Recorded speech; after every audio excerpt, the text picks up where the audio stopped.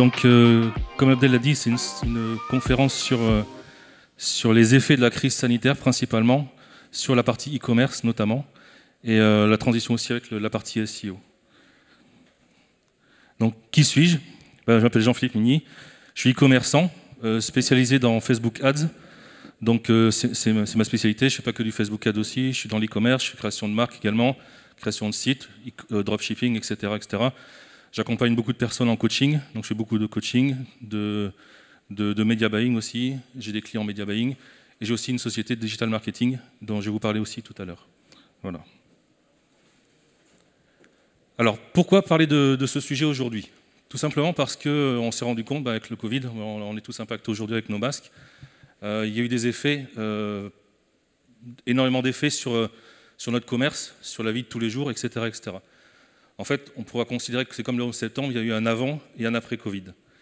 Et les effets du Covid, en fait, vont nous permettre de tirer des conclusions et de nous améliorer aussi dans notre business pour anticiper les prochaines crises ou les prochains problèmes qu'on pourrait avoir qui peuvent être similaires par rapport à ça. Mais déjà, on va parler de e-commerce. Alors la transition avec le SEO Camp, pourquoi on parle de e-commerce? Effectivement, il y a beaucoup de personnes au niveau qui sont là aujourd'hui, font beaucoup de SEO. Mais il y a beaucoup moins de personnes qui comprennent l'importance du SEO quand ils font que de l'e-commerce. Et en fait, on essaye de faire cette transition-là, ce maillage, pour faire comprendre aux gens qui font de l'e-commerce que la partie SEO est importante, et aussi aux personnes SEO que la partie qu'on va voir aujourd'hui est aussi importante. Et en fait, on s'aperçoit par exemple que depuis 2000, la courbe de chiffre d'affaires de l'e-commerce est exponentielle, et elle va continuer. Ce n'est pas quelque chose qui va s'arrêter du jour au lendemain. Et la crise qu'on a connue là ne va faire qu'accentuer cette chose-là. Il y a des prises de conscience qui sont faites au niveau des consommateurs, au niveau des entreprises, etc., qui vont prendre conscience que l'e-commerce, le commerce en ligne, est vraiment important et impactant dans leur business. On voit qu'on a dépassé les 104 milliards de chiffre d'affaires en 2019, et ça ne va faire que continuer. Alors là, je vous ai mis quelques chiffres aussi pour appuyer ce phénomène. Là, par exemple, Oberlo, avec des données de la FEVAD de 2020, montre qu'entre 2014 et 2021, l'évolution qu'il y a eu en milliards, c'est vraiment considérable. Également, au niveau de la croissance des ventes sur mobile, entre 2018 et 2020, plus 95% des gens achètent sur mobile en si peu de temps, en simplement 3 ans. Donc ça montre vraiment l'intérêt des gens, la façon de consommer change, et le smartphone maintenant qui est devenu un vrai ordinateur permet aux gens maintenant de faire ce qu'ils veulent sur les réseaux sociaux, sur les achats en ligne, sur les comparaisons, etc. etc. Donc c'est un phénomène qu'il faut vraiment prendre en compte et qu'il ne faut surtout pas négliger. 80% des e-commerçants ont recours aux réseaux sociaux à des fins commerciales. C'est un peu ce qu'on va voir aussi aujourd'hui, mais 80% passent par les réseaux sociaux pour acheter. Donc c'est vraiment quelque chose qu'il faut vraiment avoir en tête et surtout ne pas négliger. Ensuite, le taux de pénétration de l'e-commerce devrait passer de 15% de 2020 à 2025. De 25%, pardon. L'augmentation va être de 25%, c'est une estimation. Ce qui est considérable. Ça va vraiment dans le sens de ce que je vous disais tout à l'heure. La courbe de l'e-commerce en chiffre d'affaires est vraiment exponentielle et ne s'arrêtera pas d'ici là. Alors, on parlait tout à l'heure du Covid. Effectivement, il y a eu un impact majeur sur énormément de commerces, énormément de sociétés, énormément de types de sociétés.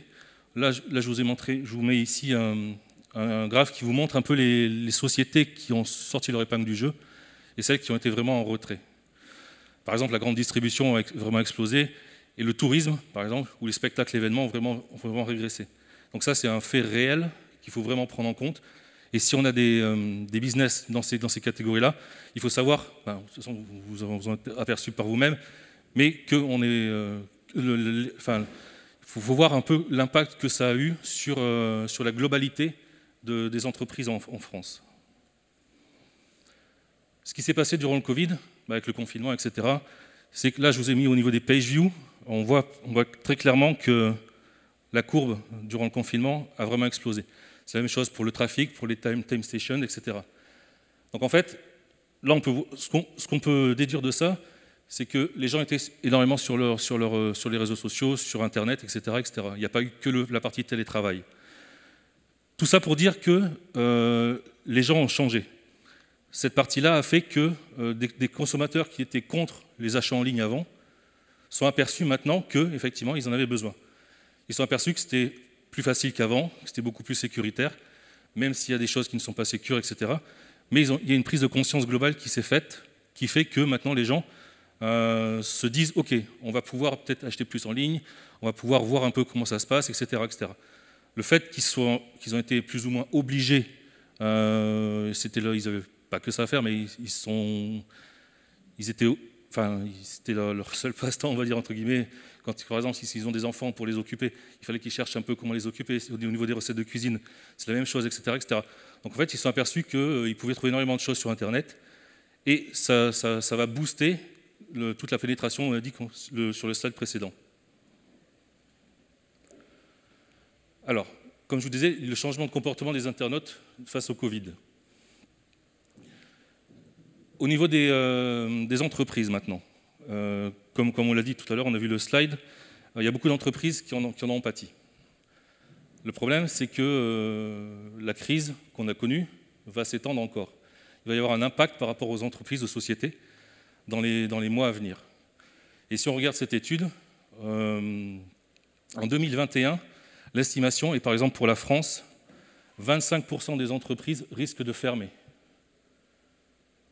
C'est colossal. Si on prend par exemple aux États-Unis, 57%, etc. C'est des chiffres, je pense, un peu alarmistes, mais qui reflètent un peu l'état d'esprit qu'on va avoir, parce que la crise n'est pas finie. Même si effectivement, là, les gens peuvent ressortir, et on parle de reconfinement ponctuel, etc., ou local, la crise n'est pas finie. Les entreprises vont commencer à en pâtir. Je ne sais pas si vous êtes, par exemple, ici. Je suis arrivé, par exemple, dimanche soir, je cherchais un restaurant ouvert. Je discutais un peu avec la personne de l'hôtel. Elle m'expliquait qu'il y a beaucoup d'entreprises qui sont fermées actuellement et qui ne sont pas prêtes de réouvrir. Donc les restaurants sont fermés. Il y a tout un impact comme ça. On ne s'en rend pas forcément compte quand on vit au centre d'une ville ou des choses comme ça, mais l'impact va être vraiment important. Et ces 25% d'entreprises qui risquent de fermer, l'impact économique qu'il va y avoir sur la France va être énorme. Et c'est pour ça que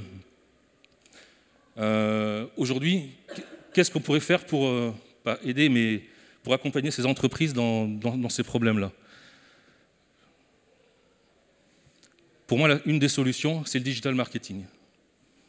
Pourquoi? Parce qu'on va pouvoir aider les entreprises à avoir plus de visibilité, à aller chercher beaucoup plus de clients. On a vu sur les réseaux sociaux, la courbe a explosé pendant le confinement. Les gens maintenant ont pris conscience que, effectivement, sur les réseaux sociaux, ils pouvaient voir des publicités. Ils pouvaient voir ceci, ils pouvaient voir cela, etc. Donc en fait, le digital marketing va être un atout supplémentaire aux entreprises par rapport à tout ce qu'elles mettaient en œuvre jusqu'à présent. Par exemple, le SEO, qui sont les bases, le fondement de tout site e-commerce ou de toute société qui veut vraiment grossir. Mais il n'y a pas que ça. Maintenant, en fait, on a un nouveau levier, enfin, nouveau non, mais certaines entreprises prennent maintenant conscience que le nouveau levier, qui est le digital marketing, est vraiment important. Il va vraiment impacter leur vie de tous les jours et leur business aussi. Alors, concrètement, le digital marketing. Comme je vous disais, il y a une augmentation des internautes sur les réseaux sociaux. Ce qui veut dire quoi? Ça veut dire que s'il y a plus de monde, il y a plus de visibilité. C'est aussi simple que ça. Donc si vous faites une publicité devant 300 personnes, si vous faites une publicité devant 50 000 personnes, l'impact sera différent. Donc il faut prendre en compte cette partie-là. Aujourd'hui, les régies publicitaires commencent à se professionnaliser. C'est-à-dire que fini le temps des dropshippers qui montaient un site en 5 minutes, qui le coulaient dans les 3 jours après, etc., qui arnaquaient les gens, etc. Ça existe toujours, mais les régies publicitaires maintenant font la chasse à ces gens-là. Donc ça, c'est une bonne chose si on veut vraiment se professionnaliser dedans. Les algorithmes aussi deviennent de plus en plus performants. C'est-à-dire que, comme l'expliquait un conférencier hier, Facebook, Google commencent à intégrer de l'intelligence artificielle dans leur algorithme. Ce qui a pour conséquence de mixer toute la partie big data et pour pouvoir ressortir des infos beaucoup plus pertinentes que ce qu'on avait avant. Et comme ce que je vous disais aussi, l'évolution des mentalités d'achat en ligne. Il y a beaucoup d'escroqueries, bien sûr, Mais maintenant, il faut se professionnaliser, c'est-à-dire avoir un site qui est correct, qui répond à certains standards, etc. etc. Et ce n'est pas que la visibilité sur Google au niveau du SEO qui va renforcer votre image de marque. Il y a aussi la présence sur les réseaux sociaux. En fait, c'est tout un écosystème qu'il faut penser et mettre en œuvre pour arriver justement à faire sortir sa marque par rapport aux autres. Si on est présent que sur Google et que votre concurrent, lui, est présent sur tous les réseaux sociaux, les gens auront l'habitude de voir votre concurrent et pas vous. Même si vous faites le meilleur travail SEO possible. Simplement, s'ils n'ont pas forcément l'intention de recherche de vos mots-clés ou de votre produit, ils ne vous connaîtront pas forcément. Donc en fait, il y a une phrase qui dit que pour qu'une personne achète, il faut qu'elle voie 7 fois le produit avant de l'acheter. Là, c'est un peu pareil. Il faut que l'internaute, en fait, il faut pas lui matraquer votre marque, mais il faut qu'il la voie régulièrement. C'est pour ça que, par exemple, le marketing d'influence fonctionne très bien. Pourquoi ? Parce qu'un influenceur va dire à sa communauté « J'ai utilisé tel produit, je vous le recommande ». Vous, c'est pareil, quand vous allez dans un bon restaurant, vous allez pouvoir dire à vos amis « Vous pouvez le tester », les gens vont vous faire confiance. Voilà, c'est une question d'autorité, de notoriété qu'il faut avoir avec cette présence en ligne, qui est importante aujourd'hui. Alors, comme je vous disais tout à l'heure, les agences de digital marketing vont pouvoir aider les entreprises à faire face aux problèmes qu'on a rencontrés. Là, c'est l'exemple de ma société. En fait, c'est Apicom. C'est une société que j'ai créée avec deux amis. Ça fait 1 an que j'ai une société digital marketing. Et là, on est en train de fusionner pour faire quelque chose de beaucoup plus gros. Pourquoi, en fait ? En fait, je me suis aperçu que beaucoup de sociétés ne savaient pas ce que c'était le digital, concrètement. J'ai des amis à moi qui sont commerçants, qui ont des commerces physiques, mais qui ne savaient pas comment faire. Et moi, j'avais une expertise Facebook, sur les réseaux, etc., sur Google, sur Snapchat, Pinterest, etc. Et j'ai aidé ces gens-là pour les accompagner dans la digitalisation. Et je me suis dit, pourquoi pas en créer une société et utiliser l'expertise que j'ai moi à beaucoup plus d'entreprises. Voilà d'où est née cette société. Une société digital marketing peut faire quoi concrètement ? La création de sites web, faire une partie SEO, la visibilité sur les réseaux sociaux, de la vente de leads ultra qualifiés, ça c'est important, du media buying aussi, du community management, c'est-à-dire s'occuper des réseaux sociaux pour les sociétés, mettre en place des chatbots, faire de la formation, faire du coaching, de l'accompagnement, du conseil, etc., etc. Quels sont les avantages de la publicité digitale aujourd'hui ? C'est fini le temps des flyers où on pouvait distribuer dans les boîtes aux lettres, où on pouvait distribuer devant les cafés, etc. Ça ne fonctionne pas du tout, ce genre de pratique. Pourquoi ? Parce qu'on ne cible pas vraiment un public. Au jour d'aujourd'hui, la publicité, on va pouvoir faire ce que j'appelle un ciblage vraiment chirurgical, c'est-à-dire qu'on va pouvoir décider, par exemple, si vous êtes dans la niche de yoga, on va pouvoir prendre une personne, une femme de 25-35 ans qui aime le yoga et qui est passionnée, par exemple, de sophrologie. On va pouvoir vraiment avoir un ciblage comme ça, aller vraiment très très loin dans le ciblage pour présenter votre publicité devant un avatar client qui correspond vraiment à ce que vous vendez. Tandis que si vous distribuez des flyers dans la rue ou si vous mettez une pancarte, etc., on ne sait pas qui va voir la pancarte. Et il y a une chance sur des centaines de milliers que l'impact soit intéressant. Donc c'est pour ça que la digitalisation aujourd'hui est importante. Et surtout, on peut vérifier les métriques. C'est-à-dire que si on fait une publicité, on va pouvoir savoir qui a vu la publicité, qui a cliqué sur votre lien, quel est l'avatar client qui a interagi avec votre publicité. Donc après, on va pouvoir savoir, admettons qu'on pensait que notre public sur tel type de réseau, c'était tel type de profil, on va pouvoir ajuster l'optimisation par rapport aux résultats qu'on a eus. Donc ça, c'est super intéressant et on peut vraiment aller très très loin, chercher vraiment le client idéal par rapport à un client. Et l'intérêt aussi, c'est qu'aujourd'hui, il y a une diversité de plateformes qui fait que pour tout type de commerce, on peut trouver la plateforme adéquate. C'est-à-dire que si on a un public plus jeune, plus ancien, etc., on va pouvoir associer ça avec un réseau social. Et l'intérêt aussi, c'est de pouvoir montrer à son client les statistiques de ses campagnes. C'est-à-dire si on lui dit, voilà, on vous facture tant, voilà le résultat, voilà ce que vous avez obtenu. Voilà pourquoi, etc., etc. Et ça, c'est important de pouvoir justifier en fait que votre publicité fonctionne ou ne fonctionne pas. Et d'avoir des métriques plutôt que d'avoir un flyer où on ne sait pas qui l'a vu, s'il a été distribué, etc., etc. Le seul cas de figure où le flyer est intéressant, c'est par exemple pour les pizzerias, avec leur menu écrit, qui sont distribués dans les boîtes aux lettres. C'est le seul cas de figure que je recommande. Mais par exemple, j'ai un client qui c'est une pizzeria, il fait les deux, il fait le digital marketing et les flyers, et c'est complémentaire. Avec lui, on a développé carrément la livraison, ce qu'il ne faisait pas du tout avant, grâce aux flyers et au digital marketing. Et on s'aperçoit qu'au niveau des métriques, il y a beaucoup plus de clients qui viennent grâce au digital. Et ça pour tous les clients qui passent par cette étape-là. Alors, je voulais vous parler un peu de quelques best practices, dont notamment une qui est très importante, c'est la recherche d'audience. Pourquoi la recherche d'audience est importante? C'est ce qui va faire la différence par rapport à votre concurrence. Si aujourd'hui vous faites comme tout le monde, vous aurez le même résultat que tout le monde. Si maintenant vous vous différenciez de la concurrence, vous aurez des résultats différents. Donc il y a des tests à faire, etc. Mais ça va passer surtout par la recherche d'audience. La recherche d'audience, c'est vraiment le cœur et le plus important pour moi de ce que je voulais vous transmettre aujourd'hui. Alors, c'est ce que je vous ai expliqué, sortir des évidences. Par exemple, on parlait du yoga tout à l'heure, on ne va pas tester que yoga, même si c'est une évidence. On va le tester quand même, mais à côté de ça, on ne va pas faire que ça. On va utiliser par exemple Google Trends. On va taper quelques mots-clés, et en bas, à gauche et à droite, vous avez deux catégories. Il va vous sélectionner quelques mots-clés aussi. Regardez ces mots-clés-là, ça peut donner des infos pour votre ciblage. Et un autre outil que je vais vous parler maintenant, qui s'appelle Connectio, qui est un outil que très peu de e-commerçants connaissent, mais c'est vraiment une pépite. C'est vraiment une très grosse pépite. Pourquoi?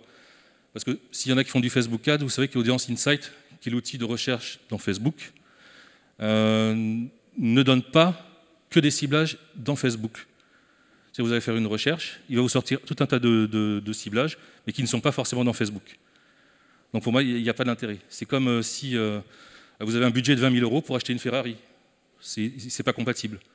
Alors que cet outil-là, Connectio par exemple, toutes les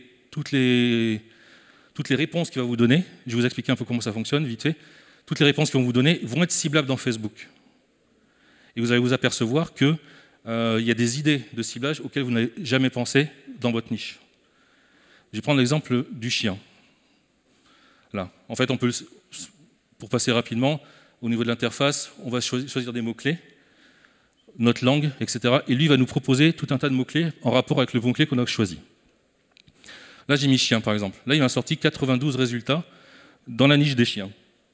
Sachant que tous les résultats qui me sortent ici sont ciblables dans Facebook. Tous. Et là où l'outil va beaucoup plus loin, c'est que je peux lui dire, par exemple, admettons que je cherche que les races de chiens. J'ai tapé chien. Ici, dans la sélection, je vais sélectionner les races de chiens qui m'a sorti. Admettons qu'il m'en sorte 2-3. Je vais lui dire ensuite, trouve-moi des intérêts similaires à ce que je viens de cocher. Donc si j'avais coché 3 races de chiens, lui, ce qu'il va faire ensuite, il va me sortir toutes les races de chiens qui sont ciblables dans Facebook. Si par exemple j'avais choisi l'alimentation pour chiens, j'aurais coché simplement Royal Canin, Canigou, je ne sais plus, enfin, bref, et lui me ressortit toutes les marques d'aliments pour chiens. C'est là où l'outil est hyper puissant. Et en fait, grâce à ça, on va pouvoir créer des audiences vraiment spécifiques et vraiment orientées par rapport à ce qu'on cherche. Et c'est une certitude que la concurrence ne le fait pas. Donc du coup, on va avoir une longueur d'avance par rapport à eux. Et ça va nous permettre de trouver des poches d'audience qu'on n'aurait pas trouvées autrement. Et surtout, ça va nous donner énormément d'idées sur la niche qu'on est en train d'exploiter. Voilà. Même si dans Facebook, on peut faire les suggestions, etc., ça n'ira jamais aussi loin que cet outil-là. Donc c'est pour ça que cet outil-là est vraiment une grosse pépite au niveau de la recherche d'audience. Et comme je vous disais, très peu de personnes le connaissent et l'utilisent. Et chaque fois que je l'utilise, j'ai de super résultats avec. Ensuite, l'intérêt de Connectio aussi, c'est de pouvoir faire du layering. Alors ça, c'est vraiment hyper puissant aussi. C'est-à-dire que, admettons qu'on a une liste pour chiens on va pas parler de liste de chiens, on va parler de la niche de yoga. On va sortir, par exemple, 50 intérêts yoga, d'accord, qui nous intéressent, etc., etc. Je vais faire quoi? Je vais prendre ces 50 intérêts, je vais les diviser en 3. Je vais en faire 3 listes, d'accord? Ces 3 listes, je vais en faire ça. Pardon. Hop. Ma première liste va être ici, ma deuxième liste ici, et ma troisième liste ici. Et je vais dire à l'outil, cette liste-là, ces 3 listes-là, tu me les envoies dans Facebook, parce que l'outil est interconnecté avec Facebook. Et lui, ce qu'il va faire, c'est qu'il va me créer une audience qui est l'intersection de ces 3 listes-là. Donc autant vous dire que l'audience qui va se trouver ici, c'est une audience qui est hyper chaude, hyper brûlante. Ce qui fait que, en général, à 99%, quand on fait du e-learning comme ça fonctionne super bien. C'est-à-dire qu'on va pouvoir avoir des audiences qui sont vraiment hyper qualifiées. Déjà que notre audience, déjà, au départ, était hyper qualifiée, mais là, on est encore hyper plus qualifié. Donc ça fonctionne vraiment super bien au niveau du ciblage. Alors, un autre, puisqu'on était dans les best practices, une autre chose importante au niveau e-commerce, c'est le respect du client. Pour moi, c'est la base, la priorité numéro 1, mettre son client au centre de son business. Si on fait de l'argent, c'est grâce à notre client. Il ne faut jamais perdre ça en tête, et j'ai beaucoup de e-commerçants ou des gens qui ont des magasins, etc., qui perdent de cette notion-là. Il faut toujours penser à la lifetime value de son client. Un client heureux, c'est quelqu'un qui va revenir. Un client qui va nous recommander à ses amis, etc., etc. Et surtout l'importance aussi du conseil. Un conseil, c'est quoi? Vous avez tous un site e-commerce, vous êtes tous dans le business, vous êtes tous une mailing list. Ne pas faire que envoyer des codes promo ou des nouveaux produits, etc. Non, envoyez du conseil à vos clients. Toutes les semaines, vous allez faire, par exemple, un conseil. On parlait à la chaîne du yoga. Vous allez envoyer, par exemple, les 10 meilleurs conseils de position de tel type de yoga, de façon gratuite. Vous allez donner de la valeur à votre client. Et le fait de donner du conseil, de la valeur régulièrement, le client va être beaucoup plus intéressé que le jour où vous allez lui envoyer une offre ou un code promo ou des nouveaux produits. Voilà. Votre liste email, ça vaut de l'or, vous savez tous, mais il y a peu de gens qui l'exploitent. Alors, je voulais prendre un exemple, pour un exemple vraiment concret, d'un accompagnement d'un client que j'ai signé la semaine dernière.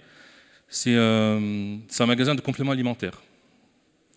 En fait, cette personne, qui est notoriété mondiale, en fait, il était champion du monde de bodybuilding, il a sa carte américaine d'affiliation, etc., etc. Il a sa propre marque de compléments alimentaires, mais il n'a qu'un magasin physique. Il fait aussi énormément de coaching, il fait aussi énormément d'accompagnement alimentaire, etc., mais tout en présentiel. Et en fait, en discutant avec lui, il s'est aperçu que pendant le Covid, il ne pouvait plus vendre. Ou alors il vendait à des clients qui étaient réguliers, qui l'appelaient pour lui dire « Est-ce que tu peux me préparer tel type de commande ?» Et du coup, il a pris conscience qu'en fait, il fallait être digital maintenant. Et ce client-là, on va l'accompagner sur la création de son site web, sur la partie SEO aussi, parce qu'il ne maîtrise pas cette partie-là. En fait, ils sont très bons dans leur domaine, mais ils ne maîtrisent pas la partie digitale. Donc en fait, à nous de les aider, de leur montrer le chemin, de leur expliquer ce qu'il faut faire, comment le faire, et mettre en place avec eux. Et par exemple, ce client-là, on est en train de mettre en place pour la France plusieurs shops e-commerce, avec du stock, etc., etc. Et ensuite, on va partir dans d'autres pays. Ensuite, on part au Luxembourg. Après, on va faire plusieurs pays, la Suisse, etc., etc. Donc, tu vois, des exemples concrets de commerçants qui sont vraiment très bons dans leur domaine, mais qui ne connaissent pas cette partie-là. Et c'est pour ça qu'une agence de digital marketing aide ces commerçants-là à aller de l'avant et à faire face justement aux crises comme celles qu'on a eues. Maintenant, une fois qu'il sera digitalisé, s'il se passe la même chose ou différemment, etc., il sera prêt. Il n'aura pas que sa partie physique, ou alors il n'aura pas que sa partie SEO, parce qu'il a commencé à faire un petit peu de SEO avec un site vitrine, mais qui n'était pas optimisé, etc., etc.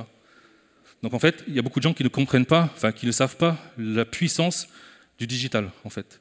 Et surtout la puissance des réseaux sociaux sur cette partie-là. Par exemple, ce client-là me disait « Oui, moi je veux être premier sur la page de Google ». Je dis « Oui, c'est le but, à terme. Mais il n'y a pas que ça. Il y a aussi la présence sur les réseaux sociaux. Si on est premier sur la page de Google, mais qu'il n'y a pas forcément d'intention de recherche sur son produit, ça ne servira à rien. Si par contre, sur les réseaux sociaux, on arrive à cibler les gens qui sont dans le sport ou qui font telle chose, là, il va pouvoir avoir plus de visibilité. Là, il va pouvoir augmenter sa notoriété, avoir une vraie communauté qui va le suivre. En fait, c'est ça qu'on propose pour mettre les choses en place. Voilà pour cette partie. Alors, le Covid, est-ce que c'est le seul élément perturbateur? Non, en fait. C'est aujourd'hui, parce qu'on l'a connu, c'était vraiment on va dire le pic, mais aussi, par exemple, d'autres événements. Par exemple, les gilets jaunes, l'an dernier, ça a eu un impact aussi sur certains commerces. Le nouvel an chinois, c'est un impact aussi sur certains commerces. Les élections américaines, c'est pareil, ça va avoir un impact aussi. Admettons que demain, il se repasse ce qui s'est passé il y a quelques années avec le volcan qui était en éruption, qui a bloqué tous les avions, c'est aussi un impact aussi. Donc, pour les compagnies aériennes ou pour d'autres business, etc. En fait, ce que je veux vous dire là, c'est qu'il faut anticiper les problèmes futurs qu'il peut y avoir. Et comme disait une certaine personne, c'est une fois que la marée se retire qu'on voit les gens qui sont à poil ou ceux qui sont au slip. Et en fait, il faut vraiment anticiper cette partie-là et se dire, ok, moi je me prépare, je mets tout en place, j'ai une diversité de canaux d'acquisition différents. Voilà, c'est ce que je vous disais tout à l'heure. Surtout diversifier ses sources de trafic et de visibilité. Et le focus sur les réseaux sociaux, c'est important aussi. Il n'y a pas que la partie SEO. Il faut comprendre le comportement de ses clients aussi, que ce soit du B2B ou du B2C. Les clients vont évoluer aussi. Il faut être à l'affût aussi de toutes les évolutions. Si demain il y a un nouveau réseau social qui sort, ou si demain il y a un nouvel algorithme Google qui sort, il faut être au courant. Donc il faut se tenir à jour en permanence de tout ça. Alors, pour passer rapidement au niveau des réseaux sociaux, pour vous montrer un peu le panel de ce qu'il y a, mais je pense que vous connaissez déjà, pour vous dire au niveau des tranches d'âge et au niveau des niches entre guillemets de clients, il y a un réseau social vraiment adapté pour tout. Alors, je vais passer rapidement simplement pour vous montrer entre Facebook, Instagram, au niveau des tranches d'âge, au niveau de la taille, etc. etc. YouTube, c'est pareil. YouTube, c'est un réseau qui est pas très exploité encore en France. Donc si vous avez un business que vous pouvez mettre en ligne et le mettre sur YouTube en publicité, c'est assuré que ça fonctionnera. C'est obligatoire. C'est une tuerie, vraiment. Pinterest, c'est pareil. Pinterest, peu de gens l'utilisent, peu de gens le connaissent, la régie publicitaire de Pinterest, mais ça fonctionne super bien. Il faut être sur tous ces réseaux-là, en fait. Ensuite, on a LinkedIn, Twitter. LinkedIn, vous savez tous pourquoi LinkedIn, c'est beaucoup plus professionnel.